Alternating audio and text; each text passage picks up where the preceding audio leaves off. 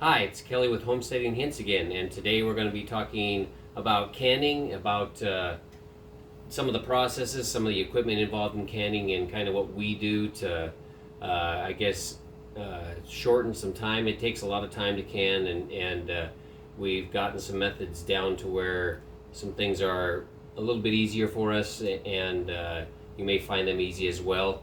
To shorten the time and still get what you want. Today we're going to be doing tomato soup, which just happens to be what we're working on today, and we picked 25 gallons of tomatoes this morning, so we have plenty of tomato soup to make. We're working on our first batch right now, which we're about ready to put into the big pot. But I can show you, this is it's a funnel system that we use to dump all your tomato soup into, or any other thing that you're going to use, before you go ahead and take it over to water bath it. And we'll just scoop it in using a ladle here until you get it just a couple inches below the top. And Half-inch headspace. yeah. So you give it the headspace you need, and that's so that when you're heating it up, it doesn't blow the top off of the jar, because it'll need some expansion room. So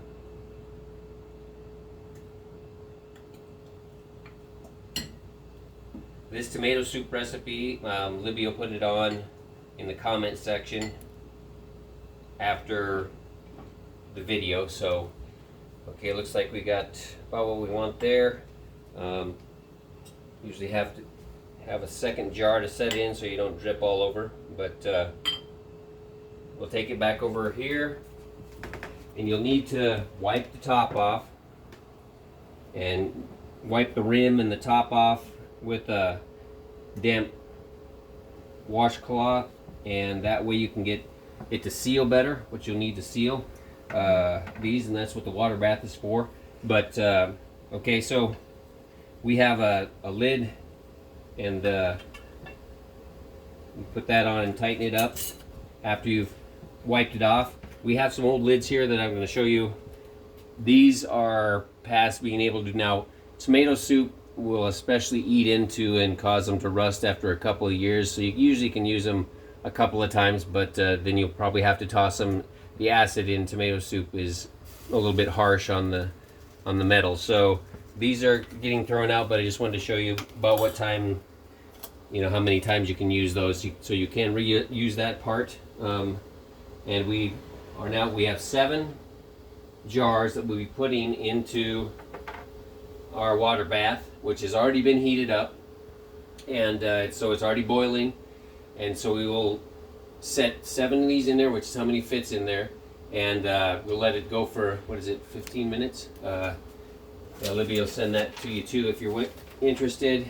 It's actually 30 minutes in the water bath. So check all that kind of stuff. If you have a different recipe that you want to go into, or if you're doing other things, dill pickles, all that kind of stuff, they'll be water bathing on all that. So just use whatever the recipe says, and most of those people have done a good job of testing their own recipes, and many of them have been passed down for generations and whatnot. So just kind of go with that. But okay, so we're going to pull the lid off. Part of the reason you want to process it long enough, especially like in tomato soup, Yeah.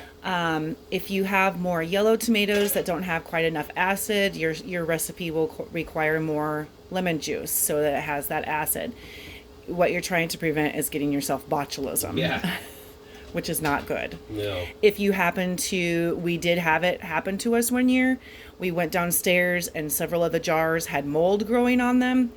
That was how we figured out that, we had too many yellow tomatoes, so not enough acid, so you to needed to add more lemon juice to that. So I'm placing these in here, and they'll need a couple inches of water over the top of them.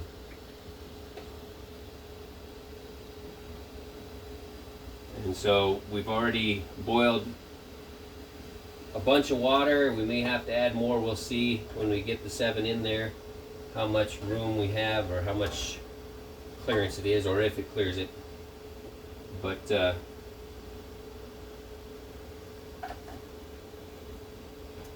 It fits 7 in pretty tight.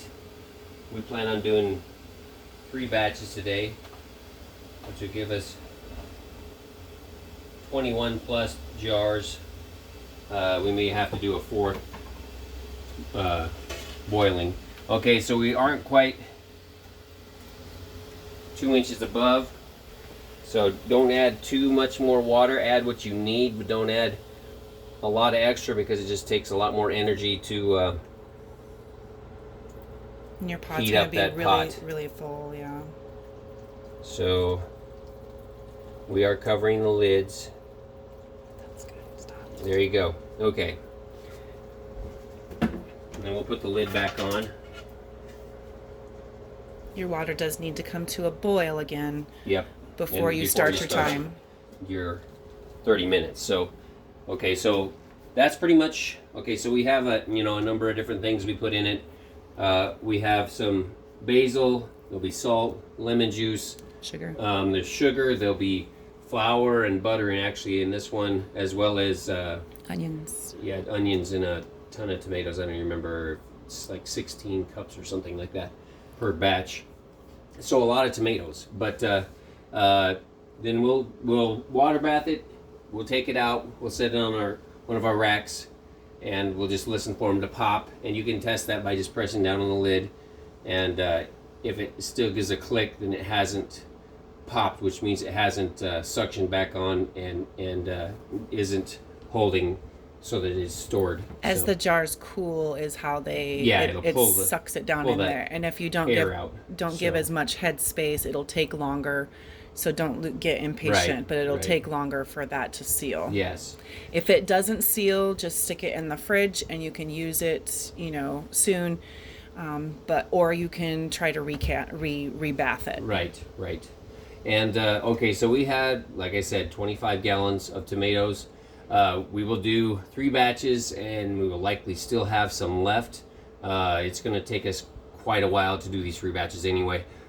So probably at the end of that, we'll either at the end of today, after we get the batches done, or even tomorrow with the tomatoes that are all washed and everything, we may just go ahead, and what we do a lot of times with the extra tomatoes is cut them up into chunks, take the tops off, take the any of the bad parts out of them, and we put it all in the freezer in just big freezer bags, and then we will use them in the fall.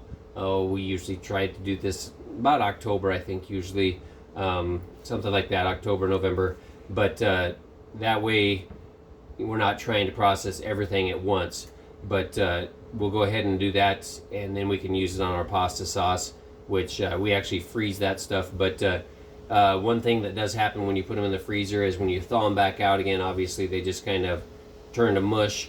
But you can drain a lot of the liquid off of those, and that way you have it's a thicker sauce. It does actually work out pretty good as far as cooking it down, not quite as long to take to do that. So it works out pretty well for us. And the other thing that happens is right now, obviously, when it's 90 degrees out and you're in a heated kitchen, your house takes a lot longer to keep cool or just stay cool.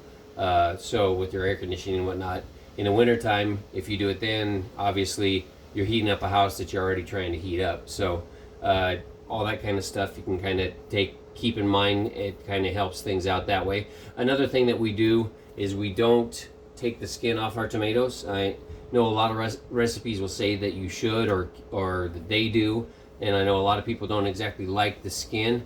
And one tool that we didn't actually talk about, but it's sitting back here, is called an immersion blender.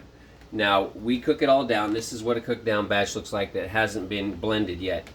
But when you run that through that, it will chew it all up into small enough bits that you really won't even have to, you won't even hardly notice the skin is in it. And for us, it's also a good thing because the skin is the highest nutrient value out of any part of the plant. So it just kind of, it's an easier process.